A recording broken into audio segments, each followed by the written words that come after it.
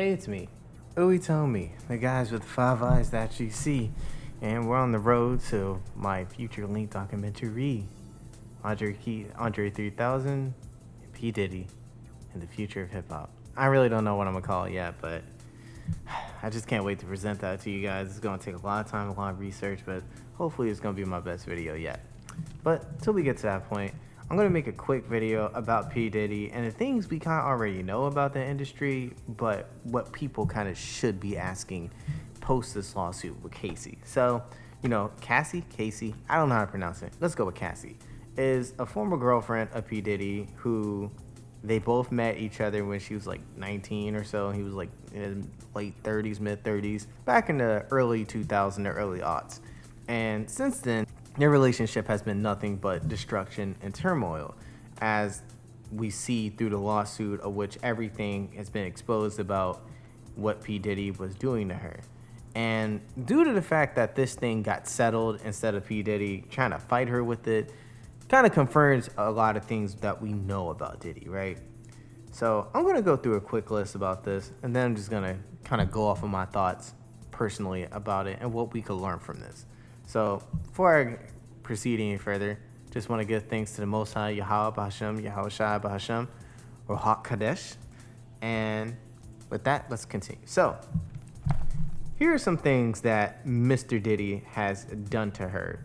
So she, in addition to controlling her career, and by the way, I'm reading this off my source. There's just a couple things from the lawsuit paper that I'll go over with in the actual big time video I have, but for now, this is what we're reading. In addition to controlling her career, he paid for her car, apartments, and clothing, and even had access to her personal medical records.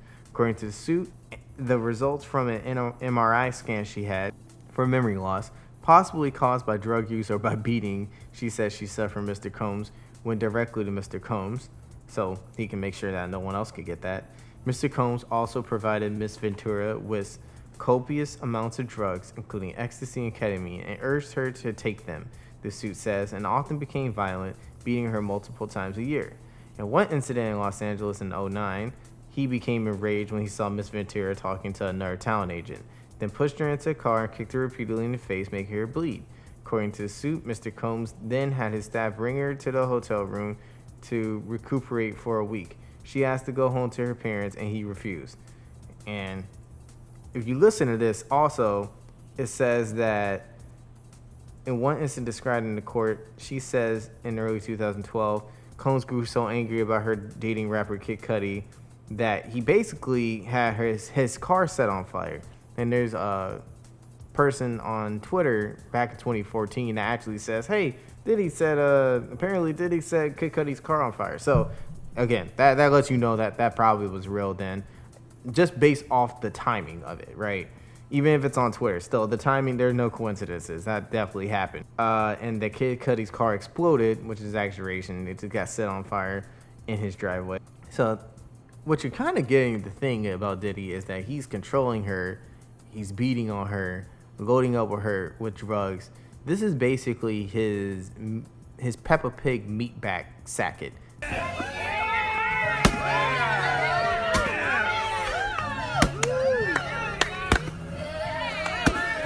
That he just plays with any kind of way. But I'm going to get into my first point here, that we know that Diddy is as gay as some flowers in the field. Why? Because he beats on this girl and then beats her even more when she's around other men, especially men that look better than him. I know Kid Cudi looks like he fell off a cliff, but Kid Cudi versus Diddy, I can see most women going with Cudi.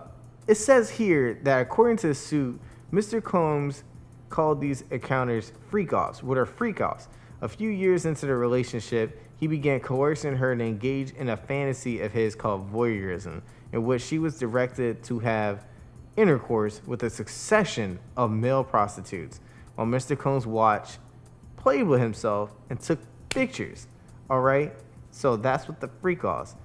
And they involve costumes like masquerade masks and lingerie. They continue for years, taking place at high-end hotels across the United States and in his homes. The suit says that he instructed her to search the websites of escort services to procure male talent. Drugs were supplied at these events which she took because they allowed her to dissociate during these encounters. So that's the first thing. How is it that you get mad at your woman for talking to guys, beat her, and then force her to get with guys, and then you start doing it yourself and using it as material to get you off? Because clearly there's an aspect of you, Diddy, that you are not accepting, which is the fact that you really like men. Hey, what's up, King Son? Man, you doing it, man. You deserve it, Daddy. You putting in that work. Proud of you. I love you. Yeah. Nigga, you gay. Yeah, Mr. Lee. Yeah, I love this drink. Where you put my with you. I bag like at? when you like this, Daddy. Yeah, where you put my bag Daddy, at? I like when you right scrambling here. and scraping for shit. No, I got I notes like and that. shit. Nigga, that's gay. Cut that out. But you're using this woman as a beard, and you really want to be with the guy, and you enjoy seeing the guy pleasure himself with this beard that you really don't like. But actually you do like. You just like the men just as much as you like her. And you know, being a rapper, quote unquote, especially back when, not a rapper, producer, rapper, whatever the fuck he is, man. I don't know what he is, because he really doesn't write his own raps. He doesn't produce his own songs. He just finds talent and then he kicks them in the face or gets them shot like Biggie, right? This dude doesn't know what he is, and that's why he would do something like this. But Diddy is gay. Because, first off, guys, constantly beating on your woman is, I would say, a gay activity. Now, I don't mean this to say that gay people are naturally violent. Excuse me, it's ma'am. It is ma'am. Even though they have the highest domestic violence rates in America. But when you are beating on a woman, right? I know we all have those feelings of wanting to slap our woman. We have they want to slap us too. And they might want to do worse to us. And they can. They can cut something off of us that there's no pain except maybe a childbirth that's going to need a C-section with no epidural can really compare to. I know we have those feelings. But for you to constantly be on your given woman who's supposed to be your perfect opposite, like, you know, your 1+2, this soft, cuddly, sometimes small, sometimes big, but, you know, just filled with this essence that really, as men, you know, we can appreciate in a way they just can't understand about themselves, right? This is a person you're supposed to protect and you're supposed to love. Because, you know, women, you know, they're the more fair of the sexes, the more emotional, the more dainty, the weaker. We're supposed to hold and console them and make them feel safer in our arms. When you destroy that, you know, there's no way you can love a woman. How could you really be attracted to a woman if you like to beat on a woman? Because to beat on a woman really shows that you don't want her there. You kind of don't even want her alive because you know if you beat her too much, she can die. And to me, that's just homoerotic behavior, in my personal opinion. Home is over, home. Home is over, home. And it's a sin. Also, being a cuck is homoerotic behavior, because basically they say voyeurism and everything, but what Diddy is a cuck. He likes seeing his woman with other men, and you gotta understand, like, okay, it's one thing to watch corn material. I understand that even a lot of people argue that's suspect to a certain degree, but at the very least, you're putting yourself in the guy's position. So there's something different to what Diddy is doing, because the girl on the screen is not my girlfriend, not my wife.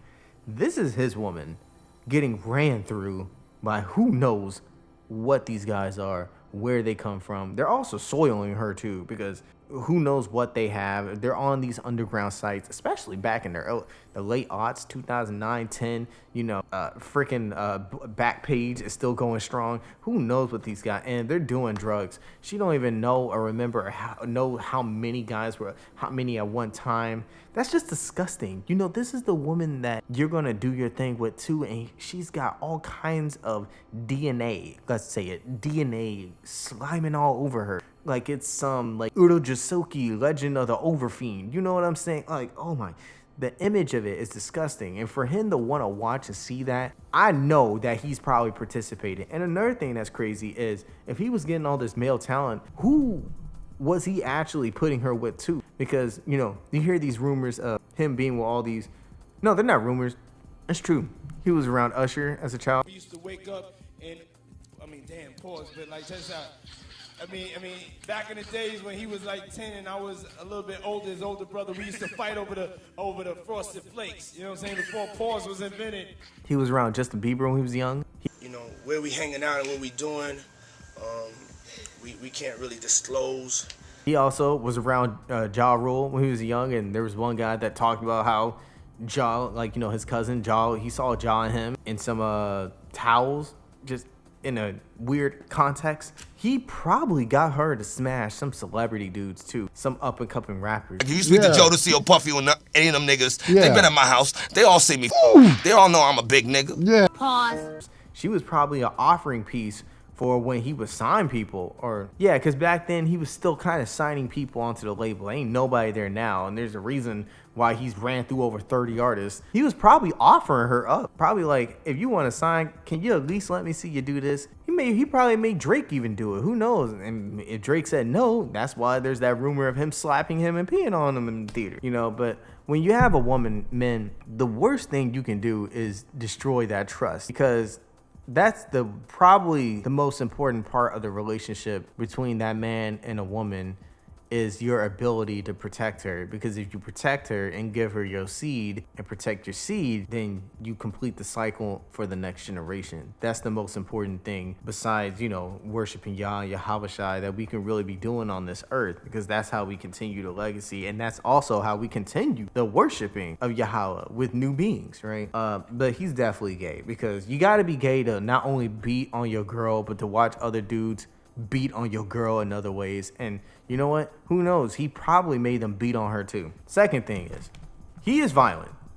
Diddy is incredibly violent, because there's also this rumor that he possibly, the person that he dangled over the balcony was Wale. He definitely set Kid Cudi's car on fire. You know, I just said it, that there's a rumor that he even slapped Drake. If you also, because I remember watching the band, if you look at his demeanor and how he talks so aggressively and hardcore to people, you can tell that there's a side of him that would definitely like to slap people for staying out of line or not giving him the best material that they can. And personally, to me, this makes me believe even more that he got Biggie killed. Vote or die campaign. Vote or die? What the hell does that even mean? What you think it means, bitch? Because you gotta really check it, that this guy is not a good person. He's a psychopath. That's the reason why last Halloween he did that whole Joker thing, you know.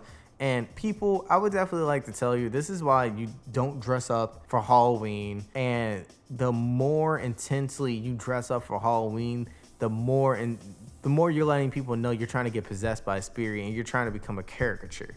Okay, the way he was being the Joker and stuff, it kind of makes me think that, because again, lawsuits like this are always in the making. He was preparing himself for this coming to happen, because it's almost been a year. It has been a year since he donned that crazy ass outfit, actually acting like, it's so embarrassing to just see people just take these characters to heart. The Joker is supposed to be a symbol of true chaos and true evil. The Joker is essentially a Satan character, right? And personally, I like the character within the context of books and video games. I do not. Black men, please, for the love of all that is sanctified within Yah's kingdom, stop dressing up as characters for Halloween. Just appreciate whatever art that you see in and keep it moving with your life. Stop dressing up for Halloween, especially something like the Joker. That's coonery behavior, and you're basically just letting everybody know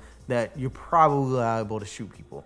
But I'm pretty sure he got Biggie killed, because think about it. You're the kind of dude that would just like rail on your wife and let guys rail in your girl. You're the kind of dude that would get your friend killed. And man, I really think about all the time that song, I'll Be Missing You, Go back to listen to that song. This man did not make the beat. He did not make the lyrics. He probably did not scout the talent. That song sounds horrible. The beat's all right, even though most of it is just jacked. But if you listen to how Diddy raps, his raps sound sociopathic. There is no, he's like, it's like there's no emotion. Another thing too, the song it sounds sad, but it's too upbeat for me. And a thing is, right, if your homie got killed, and I understand making a song for him, but why is this song pushed to be a hit? Like, really go back and listen to it. There's really no emotion in his voice. He sounds like and not everybody can rap, because to truly MC, but what he was doing was rapping. But to MC requires some skill. And part of that is really rhyming with some gravitas in your voice. Not all of us have bass. Some of us sound nerdy like me, but you gotta put some flavor in there. That's how people feel, spice it. His raps was like Becky coming home with a finely glazed turkey that was not roasted and laying it on the plate for your grandmama. His raps were horrible. And I know it's all accusations, but whatever. I don't care about this dude. He's horrible. I'm gonna just say it as is. I know he got Biggie killed, because once Biggie got killed, then he got control of his discography. He gets to basically siphon the money and the resources that are gained after his posthumous releases and everything, because Biggie got so big that they know if he died, they can get paid off his shit forever. It don't matter. He will get paid off of Biggie forever. And I heard that Biggie's family really don't get much from him anyway.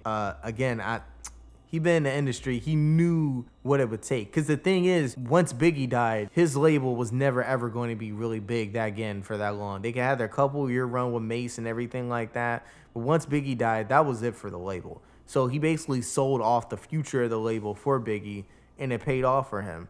But this dude is a violent individual, beating on his chick, beating on other people, trying to basically be like Suge Knight. But I can know just by looking at him that he's just a wacko that without security, he really wouldn't be able to do anything on his own. The third thing I want to say, last point, is that the industry ignored this shit the whole time. Now, let's keep it real, man. You can't do anything in the industry that people won't see and won't talk about. And one thing we know about the industry, looking at, let's say, a Weinstein or even a Bill Cosby, is that a lot of these sexual maniacs, these perverts, they permeate the essence of what Hollywood is. You really wouldn't have Hollywood without perverts, because they're the ones that try to get usually these attractive male and females, and then for comedy roles, these general people that they still pair up with the male and females and everything like that. The motivation to attain these people, know that you can use them any way you want because they will do anything they need to do to get up, is a ego trip that sends a lot of these guys into madness. And then they end up doing what Diddy does. Because notice that a lot of these drugs, think about it. They were doing this at high-end hotels, at Diddy's house. When DJ Academics is talking about, hey, come to this party. How many other people we see saying that to, but when they go to the party, he's like, get in that room with Cassie. She look bad, don't she? Yes, I'll be in this corner right there. Think about how he was probably... Does this not sound similar to a lot of the, I would say, events where you go to the mansion and there's that door that you open, quote unquote, in Hollywood? This is a theme that is an open secret right now. We know these people take advantage of people sexually and by use of drugs and everything. So the industry has been known about this. And the crazy thing is, whenever these things happen, at first, it always starts off as a quote unquote rumor. It can never be fact off the jump. And you're always hearing these stories, and it permeates for years and years, like, oh, Diddy did that, and Diddy did that, and Diddy did that, and did that, and did that, and did that. But it's never comes out as truly fact until one day it just suddenly does. And people got questioned, why is this something that's coming out now? If he's been beating up on this girl, because people always know. People always know. Just think about the prostitutes, the male prostitutes. All these times he got these dudes to run up in her, I know at some point he probably got pissed at her for whatever reason and probably was beating on her or told them to spit on her or something like that. And she's doing these drugs she's probably passed out a couple times. Probably like, oh, should I keep doing this? And I don't think and then he's like, no, keep going. You know what I'm saying? Because he's a savage individual. People in the industry have this oath of silence. And as you understand that because these are Satanists, this is their ally, this is what they do. But also because they're Satanists, they do betray each other because it's all mind games. Because when you're in the forces of evil and chaos, when you do without will, only for yourself, you're the only one that can come out on top. Nobody else can. They're always, so even if you got an ally in the industry, they're always trying to one up you. You know, you hear about how like in it's just show business, you know what I'm saying? Or in Hollywood that maybe you got a great idea and this person could be cool with it and you tell them their idea, then they steal your idea and go off with it. That's how it works there. So it's all good and we're all drinking the blood of kids and we're all freaking taking Margot Robbie to the cleaners back at Ben Affleck's place. It's all cool until one day someone's like, I just don't like this person. What do I have to do? Oh, I just got to get bent over and get tip drilled by Nelly. Okay, I'll do that. And then they'll be like, okay, get that guy out of here. It's all about selling off to the highest bidder. And when you get used, or like Diddy probably just did so much to the point where they were just like, you know, we kind of don't want you around because you just suck. You're not even fun to be around, Diddy. You get messed up and you just throw glass at everybody and then you take off your pants, you fart, and you go to sleep with your thumb in your mouth. We don't like you anymore. But that's another thing I'd like to say too is like, just imagine the stuff that wasn't addressed in the lawsuit or the settlement, whatever. Because who else has he done this to? He's dated a couple other girls too. Like that one girl from the City Girls. I don't know. But he's probably done this to a lot of other women. And this goes into my bonus point. I wonder if Kid Cudi has something to do with this. Because now we're going to go from the realm of this world and we're going to the esoteric, which means you just have to let go of facts, let go of what you are told, you know, innocent until proven guilty. We're going into the esotericism of all these things. Because as you know, even it says in the following suit that Cassie was having a little thing with Kid Cudi. Who knows how far it went. And then in 2014 or so, or 2012, around that era, Diddy set his car on fire. And I think at one point even got into an altercation with him. So not that long after, Cudi released his album, that rock album or whatever. And he kind of went into whole mental health and everything.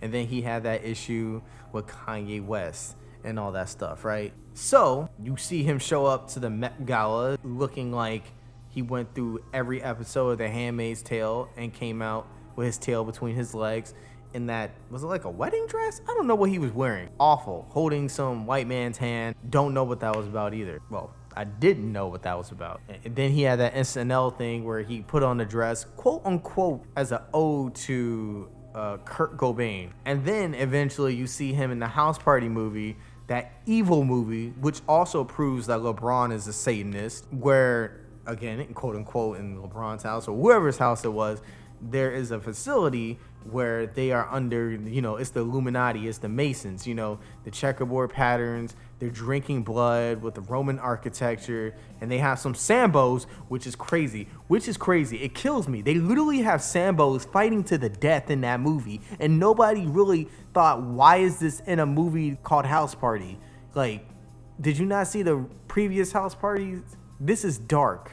And guess who's there? Kid Cudi. And then he basically dies after eating the apple and everything like that, right? Which I'm guessing is possibly his rebirthing ritual, and now he's a man again. And then a year later, because I think that movie came out last year, or maybe it came out a year before, but not long after, now Diddy is starting to feel a bit of pressure. And we have to see how things continue on from here, because I know Diddy also, because think about how things have been going for Diddy. His label's practically dead.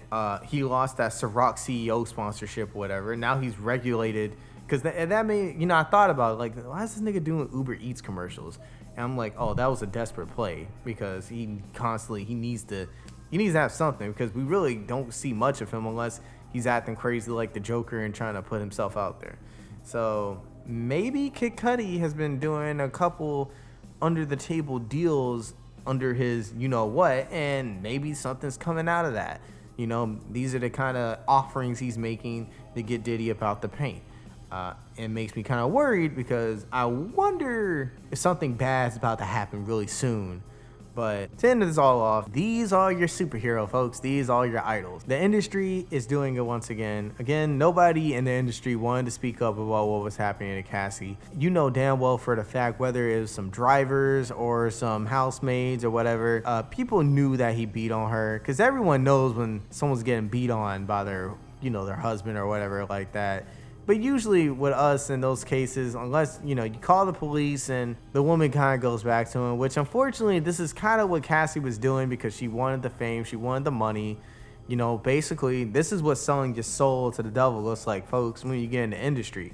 Cassie is showing you that it's not necessarily about signing a paper to a red man with horns. It's about giving up your morals and who you are as a person for finite things, and taking the easy way out. Because it's like Mr.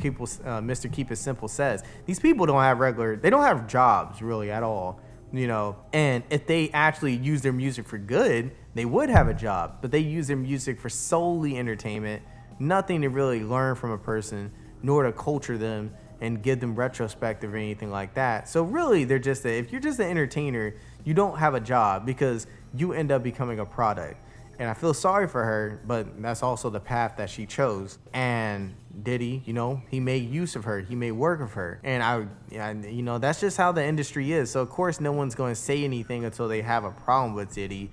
And I want you guys to understand that if you have a dream of going to Hollywood or being a big star, no. Because first of all, put the stars upside down, you just find out it's just a pentagram, because that's what it always is. A star don't even look like the image of what we have a star is. So you gotta question the symbology of what being a star means. We don't need to be that. They use money to trap us, to make us slaves to money. Oh man, my computer dying. They use money as a way for them to have a ever revolving belt of either consumers or products that sell to consumers their products. And this whole lawsuit thing, the settlement and whatever this is, it just kind of goes to show you what we know about the industry, but what people don't want to accept and what people don't want to point out. Men, you need to love the women in your life. If you have a good girl on your side, like the way I do with my wife and my kid, you need to cherish that. You need to protect that. And if you do find yourself being a person who is attracted to the opposite sex, then for the love of all that is heavenly, don't take it out on anybody. If that's the way you're gonna be, that's just the way you're gonna be. I can't convince you not to, but don't try to date women trying to put on a front. Don't be down low the way Diddy is. It's only going to destroy your mentality more than it already is. The last thing I would like to say is that to my followers of Yahweh Bahasham, Yahweh Shai Bahasham, we got to keep it pushing, moving in this world. We've got to literally make sure that whatever entertainment we have is just entertainment, unless it provides us spiritual values, educational values, things that help us. Guys like Diddy, if you really look at his discography and the guys that he signed and the music that he puts out there, all his music is just about lust. It's just about clubbing, gang banging.